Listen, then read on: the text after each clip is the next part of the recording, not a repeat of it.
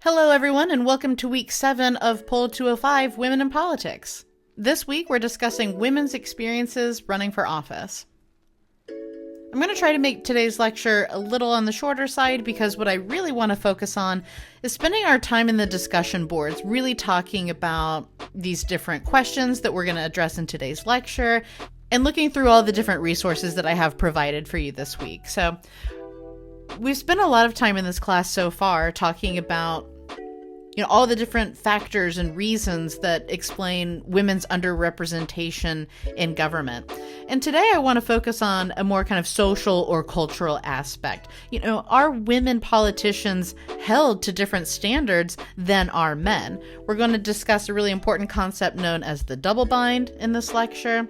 And there's some really cool resources I want you looking over that really detail women's personal experiences running for office. In Canvas, you'll see that there's a document titled When Women Run, and that has over hundreds of testimonies for women in this country who have sought political office and detailed their experiences of whether they thought the media covered their campaigns with any bias or whether they thought voters overemphasized their gender when they ran for office. So lots of really cool things there that I'm excited to see you guys dig into and discuss in the discussion boards this week. And then towards the end of the lecture, we're going to wrap up with some discussion about public opinion in America, about women's position in power, and then we're going to take a little bit of time to discuss the structural reasons offered in the textbook as to whether or not there are structural barriers that are preventing women from positions of higher power in this country. So with all that being said, let's go ahead and jump right in. I want to start today's lecture with a little something different. It might be a little bit silly, but please entertain me. I want to see your reactions to doing this exercise in the discussion board. So I want you to take a look at the document that we got here. You will see a set of traits in 2 different columns, and I want you to evaluate yourself on these traits on a scale of 1 to 5 on how well they describe you. So if a particular trait you feel like that doesn't really describe you very well, give it a score of a 1 or a 2. On the other hand, if you feel like a trait really describes you quite well, give that a higher score, something like a 4 or a 5. What's really important here is totaling up your scores for each column. And make sure you write that down because we're going to discuss that here in a moment. But go ahead and pause the video, take just a couple seconds to evaluate yourself on these traits, total up your scores, and when you are ready to proceed with the video, hit play. So for a little bit of context, what we're looking at here is an actual leadership training exercise that was conducted by this company, Purpose, Power, and Presence. From here on out, we're going to refer to them just as PPP. And there are major corporations and companies in the United States, actually globally, that will hire PPP to come in, talk with their employees, and teach them the skills they need to, climb the corporate ladder and pursue those positions of higher power within the company. And most notably, PPP specifically works with empowering women. So generally, these are women-only leadership training seminars that PPP comes into and gives for various companies and corporations. So imagine that you've just taken time out of your week to attend this leadership training seminar. You want to make more money, you're interested in leadership positions, and you want to, learn the skills that you need to be successful in that pursuit. That's what PPP does. Now imagine that you're an individual in this position. And I would say to you, as the moderator of this PPP leadership training seminar, I would say, all right, listen up, ladies. I want you to look carefully at the traits you've just assigned yourself. What we're going to do here is we're going to identify strengths and weaknesses, and we're going to spend the next day and a half talking about how you can really embody the traits needed to be a successful leader in this company. So I would say, look at the scores you gave yourself in the left-hand column. The total score. Look at the total score you gave yourself in the right-hand column. Now, ladies, for those of you whose score in the right-hand column was higher than the left-hand column, go ahead and take a moment to stand up. And so I want you to look at which column your scores were higher in. And if you happen to be a woman who rated herself more highly for traits on the right than on the left, then I would call everyone in the room's attention to look at you, and I would go on and berate you for about 10, 15 minutes about how that's precisely the wrong approach to take. Ladies, if you want to be successful leaders in this company, you can't be aggressive. You cannot be assertive or forceful or tough. That's going to get you a one-way ticket right out of this company. No. In fact, ladies, if you want to be effective leaders, it's more important that we focus on building your strengths and skills in the left-hand column, making sure that you're affectionate, cheerful, compassionate, sensitive, sympathetic, and understanding in the corporate workforce. And you can imagine that there were many women in this seminar who were hearing this advice and they were saying, well, the word leader is in the right-hand column. So if we're not supposed to identify with anything in the right-hand column, we're not supposed to identify as leaders if we want to be leaders in this corporation. And the advice only got much, much worse from there. And let me break down what we're talking about a little bit. So, like I said, PPP is hired by, big corporations to come in and teach women the skills they need to climb the corporate ladder. What we're looking at here is a specific example from the company Ernst & Young when they hired PPP in the summer of 2018, which ironically was also during the height of the Me Too movement. So the timing is not great there. But Ernst & Young, or EY, it's one of the largest accounting firms in the world. They bring in over $36 billion of global revenue. They've got a little more than 250,000 employees globally. And maybe you're not surprised to learn that, considering how this PPP training is going so far, that the company, months before they had done this training, had just settled a variety of complaints over sexual assault in the company. So things aren't looking great so far. But when PPP comes in, generally they'll present attendees with a 55-page presentation. The seminar lasts for about a day and a half. And what the moderators will do is they'll come in and they'll give advice on, how to be an effective leader, how to be an empowered woman in corporate America. But as we're about to see, the training seminar is less concentrated on actually teaching women how to be effective leaders, how to be competent negotiators, and it's more instead focused on teaching women how to embody subservient, non-aggressive roles in corporate America, which, again, these are not traits that we associate with strong leadership, right? You'll notice that going back to the PPP handout, this is a lot of the same stuff that we just talked about last week with gender stereotypes. Essentially, what we have in the left-hand column is a series of traits associated with femininity, and what we have in the right-hand column are a series of traits associated with masculinity.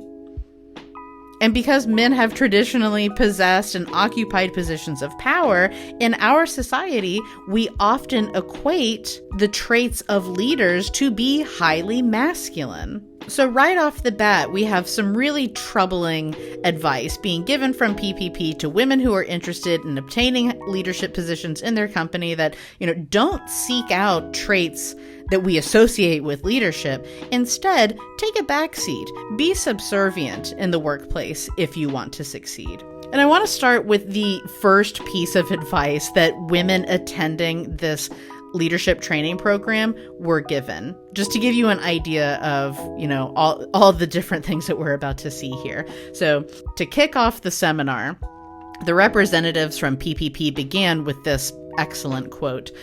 Women's brains absorb information like pancakes soak up syrup, so it's hard for them to focus, the attendees were told.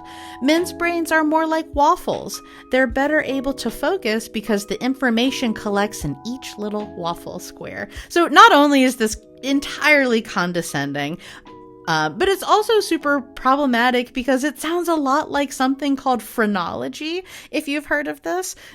Phrenology is a discredited pseudoscience that studies the relationship between personality and physical attributes, generally skull size and things like that. It has often been used to justify the biological inferiority of social groups and thus discrimination, segregation, and oppression of groups.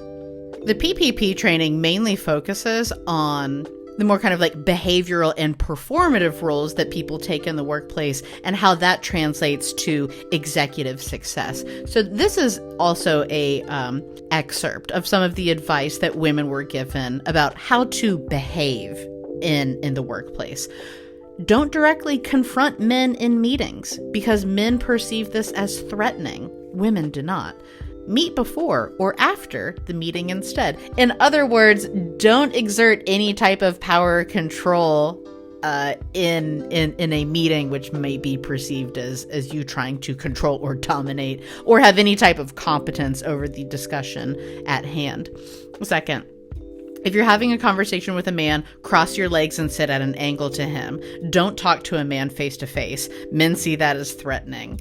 Third, don't be too aggressive or outspoken. And I think what's also really interesting about this advice is that it's like really infantilizing to men as well, that men are so easily threatened by an uncrossed leg or a question in a meeting. And you can imagine, right? The women who were attending this training seminar were just appalled by the type of advice that they were being given. So I don't know if I made this clear earlier, but essentially, as soon as this training seminar ended, many of the women who worked for Ernst & Young took the materials that they had been given by PPP and went directly to the media. And they said, we are living in the height of the Me Too movement. What the hell is this advice? Somebody has got to cover this. And that's why we have all of this information about what happened at the PPP seminar. And of course, there is an entire section of the PPP training that was devoted entirely to women's appearance. So they were given advice like, be polished, have a good haircut, manicured nails, well-cut attire that complements your body.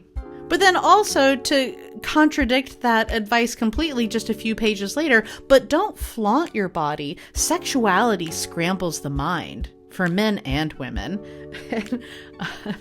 The most important thing that women can do is signal fitness and wellness. Which is, I'm sorry, it's just like, no, we're here to learn how to be competent leaders in the company. The most important thing is not signaling fitness and wellness. It's signaling that you know how to do your job. And I really cannot emphasize enough how much of this training really encourages women to be seen but not heard. Here's some more advice that women attending the seminar were told. Speak briefly. Calculate the number of people in a meeting and allocate an equivalent time for each person to speak. If your pancake brain can handle doing the math. Women often ramble and miss the point. They need to practice writing their thoughts down. Phrase your thoughts and ideas as questions, which, no, absolutely not. Like, this is not the right advice. Like, what this is teaching women is to not express confidence in their ideas, and that instead the only thing that you are offering in the corporate workforce is just suggestions because you don't have any competency or confidence in the things that you're saying. And so that's just a little snapshot. Like I said, this is a 55-page presentation, and it really just gets worse from what we've looked at. So I want you to think about your reactions to what we've just looked at here. This is one of the leading companies, PPP is, when it comes to offering leadership training seminars specifically for female employees in corporate America. And if this is the type of advice that they're being given, is that problematic in any way? Could that possibly explain why only 8% of CEOs at Fortune 500 companies are female? Because this is the type of corporate culture that exists for how women ought to behave and conduct themselves in such settings? So we're going to move on, but I'm really curious to hear your thoughts and reactions to the PPP training seminar materials that we just reviewed. And I'm curious to hear whether you think that, if this is the way that women are encouraged to behave in corporate America, to what degree might that be responsible for the invisibility of women in corporate positions in this country? And again, thinking about the consequences of that, to what degree does that exacerbate the gender pay gap and other issues that we see where women earn significantly less than men do? So a lot of this conflicting advice that we just discussed in the PPP seminar is really emblematic of this concept that we refer to as the double bind. So you might remember just a moment ago, some of the advice that women at EY were given was to, make sure you wear well-cut attire and signal fitness and wellness, but don't flaunt your body because sexuality scrambles the brain, right? Essentially what that represents is a situation in which a person is confronted with two irreconcilable demands. It's a double bind. You can't be both. And women pursuing careers in traditionally male-dominated industries often face the unique challenge of having to balance both the feminine and masculine traits required or desired of them in these settings. And when you look at the When Women Run document that's in Canvas that has all of these testimonials from female politicians who have ran for office, you'll see very similar stories of women talking about how they really struggled balancing the feminine and the masculine demands of being a woman in a position of power. So again, what I really want you focusing on in the discussion boards this week is talking about the extent to which society and culture and those expectations for women's behavior has anything to do with women's lack of representation, both in corporate America as well as politics. You can see here that the document is kind of divided by these different themes, right? Did voters ask you gendered questions? What's the worst sexism you experienced? Did the media talk about your gender when you ran for office? So many illuminating testimonials from women. And there's quite a few also that say, I don't think that my gender was an issue when I ran for office. I can't wait for you guys to look through this document, read these different testimonials, and discuss those in detail in the discussion boards this week. And so next, I just want to briefly share some of this public opinion data with you. So what's really interesting is that when we ask Americans if they think that there are too few women serving in either high political offices or top executive positions, about 60% of Americans agree that yes, there aren't enough women in politics or in corporate America.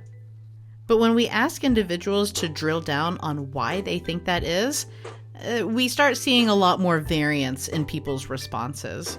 And notably, we see a huge gender gap emerge too. So while about 50% of women think that the main reason that women don't hold more political offices is due to women being held to a different standard or a higher standard, only about 28% of men agree with that statement. People also feel like the country just isn't ready to elect a woman to higher office, or that women who are active in politics, that they get less support from party leaders. And in the discussion board, I really want you trying to break down these statements in a little bit more detail. In what ways do you think that women are held to higher standards than are men when they run for office? I'd love to see you kind of discuss that in your post this week. When we say that Americans just aren't ready for a female president, what exactly does that mean? Why? In what ways? In what ways is a female presidency more frightening than a male presidency? Why does gender matter in that scenario? So I'd love to see some of your responses to those questions in the discussion boards. And so one thing that we might think about is, okay, maybe people fundamentally feel this way, that, the country's not ready for a woman president yet, or, whatever the reason might be. Maybe it's because that just women and men have fundamentally different leadership styles. And here we see some really interesting public opinion data. So about 43% of Americans think that men and women are basically similar when it comes to leadership styles. But 57% say that men and women are basically different when it comes to how they lead.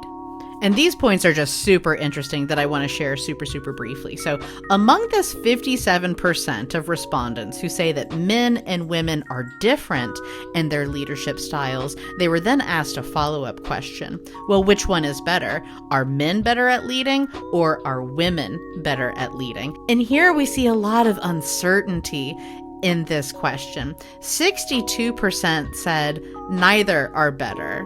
They're just different. And then 22% said women generally have a better approach, and only about 15% said men generally have a better approach when it comes to leadership. And so this immediately kind of sets off the stereotype alarm bells that respondents in this survey are probably a little hesitant to give socially undesirable answers for this question when asked to really drill down on what makes men and women's leadership styles different. It probably is rooted in stereotypes, and the respondents in this survey aren't necessarily comfortable expressing that, which is why they default to the ambiguous response, neither is better, they're just different. But what's really brilliant about this survey is that the pollsters kind of forced individuals to make a decision on this question. So here, participants were given a series of scenarios, that generally pop up in the corporate workforce, and they asked participants, who do you think would be better at handling this? A woman, a man, or no difference? And yes, by and large, we see that for the most part, about 50 to 60% of respondents said that there were no difference. But among the people who did give answers that did choose a man or a woman in a particular scenario, the differences are really astonishing. 43% thought that women were better at creating a safe and respectful workplace. 35% thought that women were better at valuing people from different backgrounds.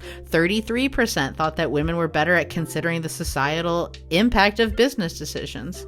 So what's really interesting is that when we're talking about fairness and compassion and understanding in the workplace, women are rated really highly on these issues when it comes to their leadership style. Fascinatingly, look at how low the scores are for Americans' attitudes about men's leadership styles in the workplace when it comes to these compassion, empathy issues. 5% thought that men were better at creating a respectful workplace. Only 3% of respondents thought that men were better at valuing people from different backgrounds. The biggest difference we see is when it comes to negotiating profitable deals. And again, that's a very masculine stereotype, right? Being able to negotiate, be tough, be assertive. We see that 28% of respondents thought that men would be better at that, compared to only about 9% of respondents who thought that women would be better at negotiating deals. So what we can infer from all of this is that stereotypes, particularly gender stereotypes, play a pretty big role in how we perceive the effectiveness and the roles of women and men in the workspace. Okay, the last thing that I want to talk about are some of the issues that are raised in your book, your readings this week. To what extent do structural factors make it more difficult for women to get elected? And in the Lawless and Fox book, they talk about 3 particular areas. Well, does the media cover women's campaigns differently in a way that disadvantages them and makes it more difficult for them to get elected? Are voters more likely to stereotype women candidates? And then what about money? Do women have more difficulty fundraising their campaigns compared to men? So these are issues that are discussed in your book that I just wanted to take a quick moment to break down in a little bit more detail. And I'm just going to cover these super briefly because they're a part of your weekly readings. But, let's talk about the media. Is the media more likely to cover the campaigns of men, giving women a disadvantage, voters not knowing much about those women candidates, and that being the reason that we don't have more women in government? And according to an analysis from the authors of your textbook, on average, female candidates appeared in about 14 news stories compared to only about 11 news stories for men leading up to an election. Which leads the authors of your book to conclude that actually women have an advantage when it comes to media coverage of their campaigns.